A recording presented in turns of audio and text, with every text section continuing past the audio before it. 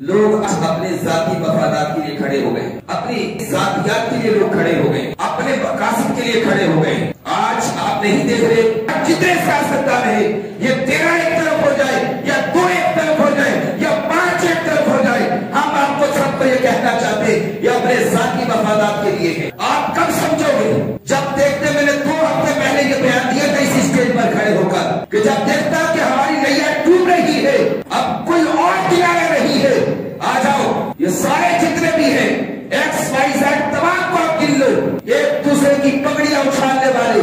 ایک دوسرے کی عزتوں کا جنازہ نکالنے والے، آج یہ سارے کیوں ایک ہو رہے ہیں؟ یہ قوم کے ساتھ کیا کر دیا؟ اس قوم کے ساتھ کیا سلوک کر دیا آپ نے؟ اور یہ قوم کتنی گہری مظلومیت کی چکی کے نیچے پس رہی ہے، اور پھر وہاں سے کہ آپ کو $1,000 جو ہے وہ 1,000 ارب ڈالر جو ہے 1,000 ڈالر آپ کو وہ فرانس دے گا، فرانس وہ گستاخ رسول صدر، وہ پھر کھڑا ہو کر کے ابھی 2 دن پہلے اس نے آپ کی امداد کا اعلان کیا، وہ گستاخ رسول سے ملنے والی امداد سے بھی کبھی آپ سیر ہو گے؟ کبھی سوچے تو صحیح کرو، اور کچھ تو شرم مصطفیٰ کرو، کچھ تو اللہ تعالیٰ کا خوف اپنے دل میں لاؤ، اور کس بھی تنظیم سے تم تعلق رکھتے ہو، تمہیں اللہ کے حضور قیامت کے دن کھڑے ہو رہا ہے، آؤ اٹھو توبہ طائب ہو جاؤ اور حق کے ساتھ کھڑے ہو اور اس شہر کراچی کی قوم کی خدمت کرو۔